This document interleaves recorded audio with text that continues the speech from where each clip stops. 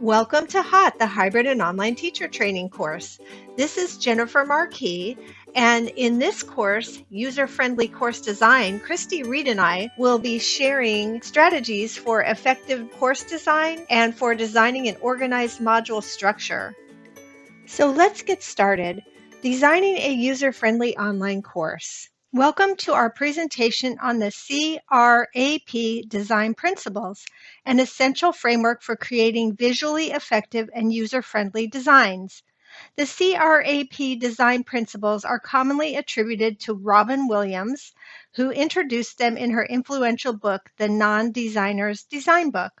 This resource is widely used to teach foundational design concepts to beginners and instructional designers. 4 basic design principles. C.R.A.P. principles guide the organization and aesthetics of any visual content. They include contrast, repetition, alignment, and proximity. The principle of contrast. Contrast emphasizes differences between elements to create visual interest and hierarchy. In instructional design, using contrast helps to draw learners' attention to key information, making it easier to navigate and prioritize. Examples include varying font sizes, bolding important words, or using contrasting colors for different sections or categories. Effective contrast aids readability and ensures that essential information stands out. Contrast various elements to draw the reader's eye into the page. So you can see the example on the right includes some contrast. Which of the examples to the right do you prefer? One stands out more than the others due to contrast. My favorite is the one on the bottom right. Principles of repetition. Repetition involves consistently using specific visual elements throughout the design.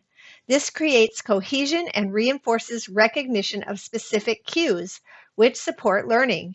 In instructional materials, repetition might mean using the same headings, fonts, colors, or icons across slides, modules, or documents, establishing a clear and organized structure. This consistency also improves learner comfort and familiarity, leading to a smoother learning experience.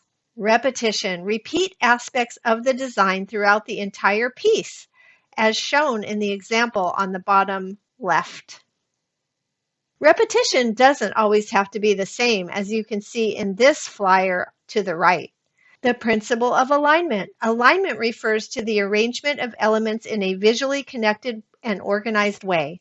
Proper alignment creates a clean, professional look and helps guide the learner's eye across the content in a logical flow.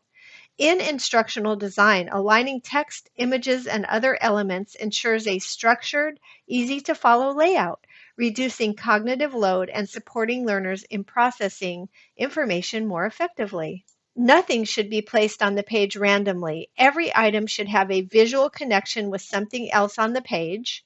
And in the top picture, nothing stands out or calls our attention, but the bottom one shows how it is visually connecting the elements.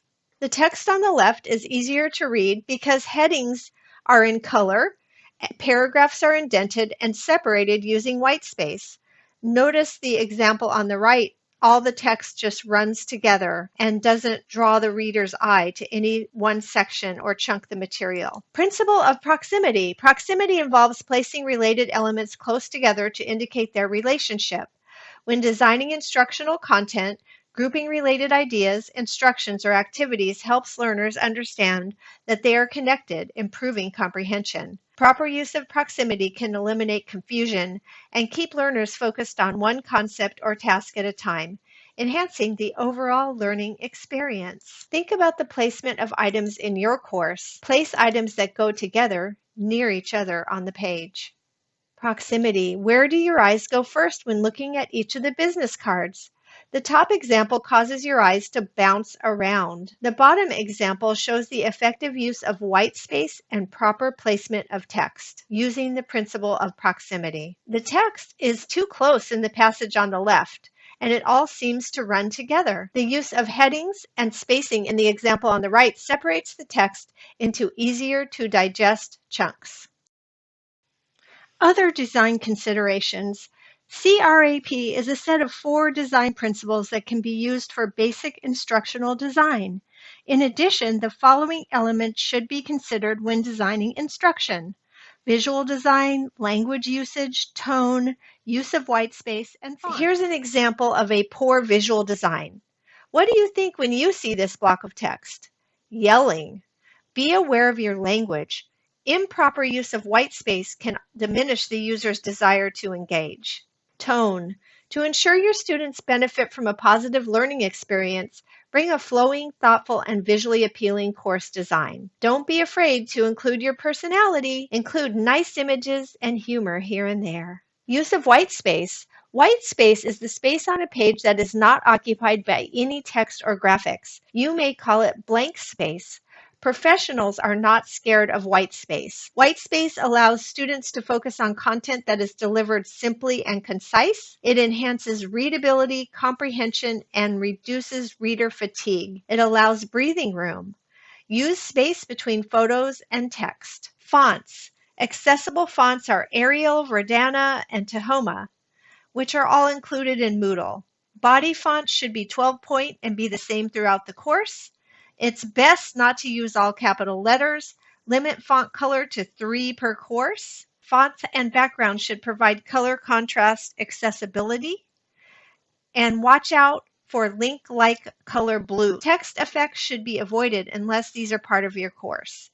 And there is a link here to a color contraster where you can go out to a website and check the contrast of colors. So that's it. Thank you for joining me for this hot topic of user-friendly course design. See you next time.